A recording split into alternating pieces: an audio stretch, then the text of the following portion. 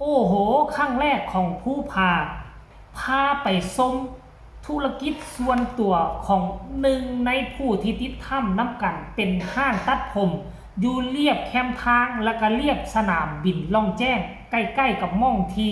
พี่น้องชาวไทยกู้ภัยขึ้นเฮลิคอปเตอร์กลับมาเวียงจันทน์นั่นเองสบายดี FC แฟนคลับทุกทานมาพบมาพ่อกันคลิปนี้จะพาทุกคนไปติดตามเรื่องราวข้อมูลข่าวสารเกี่ยวกับคนติดถ้ำหลังจากว่าเท่ามืดกับจากเวียงจันทน์ไปฮอดล่องแจ้งข้างนี้ก็หู้ซึกว่ามีเรื่องเล่าที่เป็นตาหน้าประทับใจหลายสิ่งหลายอย่างผู้พานี่แตกต่างจากเดิมได้ไปรีวิวห้านตัดผมของหนึ่งในผู้ที่ติดถ้ำน้ำกันชื่อว่าไอ้มีท่านผู้ชมมี5 คนคนหนึ่งกับผู้พาคนหนึ่งถือว่าเท่าแดนคนหนึ่งชื่อว่าจังไหนเท่าอิงเนาะคนหนึ่งชื่อว่าไอ้มีเจ้าของห้างตัดผมและอีกคนหนึ่งอายุแก่กว่ามูชื่อว่าไอ้คำหรือว่าพอคำถ้าจำบ่ผิดนะ5 คนน้ำกันแต่ว่ามือนี่ผู้พาเนาะได้พาพวกเขาไปเปิดหูเปิดตาอยู่เขตบริเวณเมืองล่องแจ้งนั่นแหละทุกคนเอ่ยเนาะซึ่งห้างตัดผมของคนที่ซื้อว่าไอ้มีนั่นก็คืออยู่กงกันข้ามกับสนามบินล่องแจ้งนั่นเลยและผู้พากับพาพวกเขาไปเบิ้งลายมุมลายซากเขาหน่วยใดสามารถขึ้นไปได้ปีนไต่ไปได้และชมเบิ้งสนามบินเมืองล่องแจ้งแล้วก็แนมไปทางด้านซ้ายก็เป็นจุดชมวิวของเมืองล่องแจ้งทางด้านขวานี่ก็จะเป็นถ้ำที่เขาเจ้าไปติดอยู่ในหันแหละผู้พากะออกมาแพงกล้องให้พวกเขาเห็นลายมุมหลายฉากซึ่งห้านตัดผมนั่นก็คืออยู่ตรงกลางอยู่ครึ่งกลางเลยท่านผู้ชมซึ่งเห็นให้พวกเขาเปิดหูเปิดตาที่ผ่านมาพวกเขาไม่เคยเห็นมาก่อนในมุมนี้เรื่องเล่าจะเป็นได้ใดให้ทุกคนไปส้มคลิปนี้พร้อมๆกันสักก่อนทุกคนเซิร์ชไปส้มคลิปของผู้ผ่าได้เลยทาง FC ทางลองแจ้งเนาะมาอุดหนุนเราได้เนาะห้านตั้งอยู่ที่เมืองลองแจ้งแขวงไซสมบูรณ์เป็นห้านของท้าวอี้1 ใน 5ผู้ที่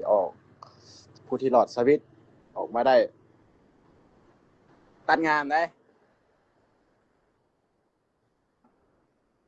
ถ้าคันตัดเฮอหมูตัดทีไรคันเป็นเค้กแล้วตัดงาน มื้อนี้ก็มาพ่อหมูรอได้โสดอยู่ใครสนใจถักมาหาเราได้เด้อโสดแต่บ่โสดรุ่นนี้ไอมี่บาร์เบอร์11แล้วเนาะทักทายสบายดี FC เบอร์สุคนเด้อ9 คนที่มาเข้ามาเบิ่งไลฟ์กูพาค่ำ ประมาณนี้เนาะอะไรที่อันนี้ก็มาไล่ประมวลห้านเราเนาะไปแล้วเรามาตัดเฮอสีลบ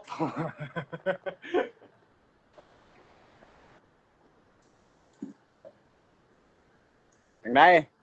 สภาพจิตใจเดี๋ยวนี้ยันเยินบ่มีเงินใช้คือเดียว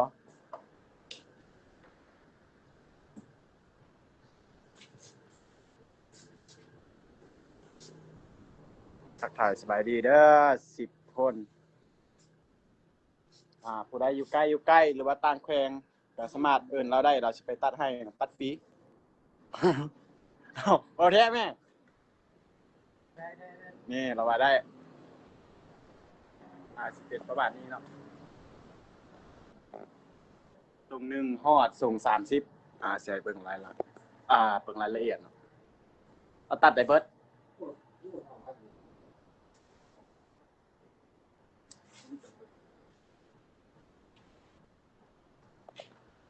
ยังถ้าเพิ่นเดี๋ยวมีเดียอยู่นี่โอ้ยังมีเดียกูหลุมมีเรียกทางอันเจ้าหน้าที่เพิ่นเอิ้นเด้เดี๋ยวหมดแล้ว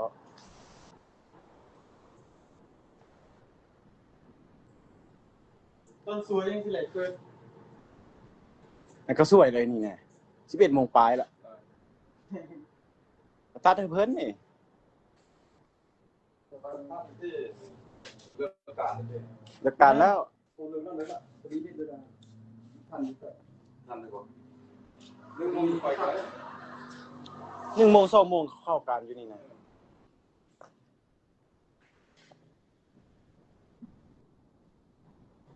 เอาผู้ใดอยากมาตัดผมหานสั่งนะสั่งบาร์เบอร์ สามารถทักหาเฟซเพิ่นได้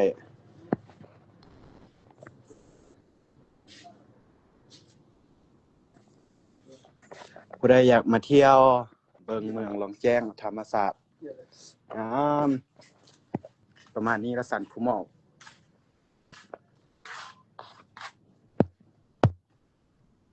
หมอก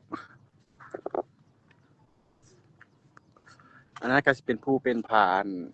ตัวนั้นสิเป็นผ้าที่ว่ากงกับผ่านคำพระเจ้าเนาะมันสิชื่อเดียวแหละตัวนั้นเด้ตัวนี้มันสิชื่อกับอันทัพพระเจ้า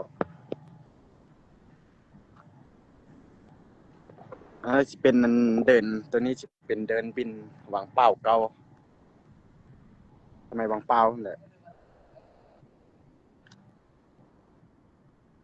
ตัวนั้นสิเป็นผ้าหินเด้อผ้าหินคนขึ้นได้ขึ้นมาเบิ่งเมืองหลอมแจ้งเห็นหมอ FC แฟนคลับขอขอบบุญขอบคุณเด้อจากผู้ผ่าเนาะ4นาทีเต็มๆใครอยากเบิ่งคลิปเต็มกว่านี้ให้ไปเบิ่งอยู่ที่เพจผู้ผ่าเด้อเพิ่นจะไล่สดเกือบ1 ชั่วโมงพุ่นแหละเห็นภาพบรรยากาศอยู่บริเวณห้านบาร์เบอร์ห้านตัดผมเห็นสีหน้าคาตาโอ้ยเท่าไอ้มีนี่นะหน้าตาตุ้ยพี่ดีงามผมเริ่มปงมาแล้วตัดผมนี่ก็สุดยอดเห็นบ่ล่ะคันท่ามุ่งมั่นตั้งใจนะเฮ็ดสิ่งใดก็พอมีอยู่มีกินตัดผมนี่ปัจจุบันนี่ตามที่ค่อยเบิ่งอยู่เขตนั่นน่าจะหัวละ20,000 กีบแล้วคืออยู่ในเวียงจันทน์นี่มองค่อยไปตัดมื้อวานนี่น่ะ40,000 กีบ40,000 กีบได้อยู่เขตนั้นน่าจะประมาณ20ถึง25,000 กีบหรือ30,000มื้อนึงได้ประมาณ10หัวขึ้นไปนี่นะก็พออยู่พอกินเลยถ้าได้10หรือ15หัวเนี่ยห่วยได้เงินหลักแสน2แสนได้ประมาณมื้อนึง 2-3 แสนเฮาไปใช้จ่ายกินจักแสนนึงซะต่อมื้อก็ได้เงินมา2แสนกีบต่อมื้อเลยเด้เนี่ยซึ่งแตกต่างจากผู้ผ่าเด้เราขับรถแมคโครก็จริงแล้วขับรถดุดเป็นก็จริงแต่ว่าช่วงนี้หน้าฝนบ่มีการบ่มีงานบ่มีบริษัทใดรับเอาไปเพราะฉะนั้นเราก็บ่มีเงินซึ่งแตกต่างจากเขาเจ้ามีธุรกิจส่วนตัวของเพิ่นนี่ก็ถือว่าดีได้รายรับมามื้อละแสน2แสนนี่ก็ถือว่าดีได้ทุกคนเอ้ยเผลอๆคือหมู่ค่อยนี่เขาเจ้าเฮ็ดมื้อนึงได้20 30หัวโท20 30หัวเจ้าก็คูณเอา10หัวละ 30,000 ก็เป็นเท่าไหร่แล้วพวกเจ้าก็คิดเอา3แสน4แสนโทมื้อนึงได้ 4-5 แสนในหมู่ค่อยน่ะเผลอๆอยู่ในเวียงจันทน์นี่หัวละ 40,000 นี่โทพวกเจ้าคิดเอามื้อนึงได้ 6-7 แสนเป็น8แสนก็มีเพราะฉะนั้นธุรกิจห้านตัดผมนี่เป็นสิ่งหนึ่งที่ค่อนข้างว่าเลี้ยงรอชีวิตคนนี่ได้ดีหาเงินได้ดีได้ง่ายอีกทุกคนเลยมาติดตามเบิ่งว่าผู้พาจะเอาแนวใดสิเปิดห้านตัดผมแข่งกับหมู่เพื่อนของตัวเองผู้ที่ติดทำน้ำกันบ่หรือว่าสิเป็นอินฟลูเอนเซอร์ไล่สดถ่ายทำชีวิตการเป็นอยู่เมืองล่องแจ้งก็รอท่าในวาระต่อไปว่าชีวิตของเพิ่นจะสำเร็จหรือบ่ท่านผู้ชมสำหรับคลิปนี้ขอฝากฝังเอาไว้ซ้ำนี่แหละคนละ1 ไลค์ 1 แชร์เซ็นเก่าเซ็นเคยพอกันใหม่ในคลิปหน้าสบายดี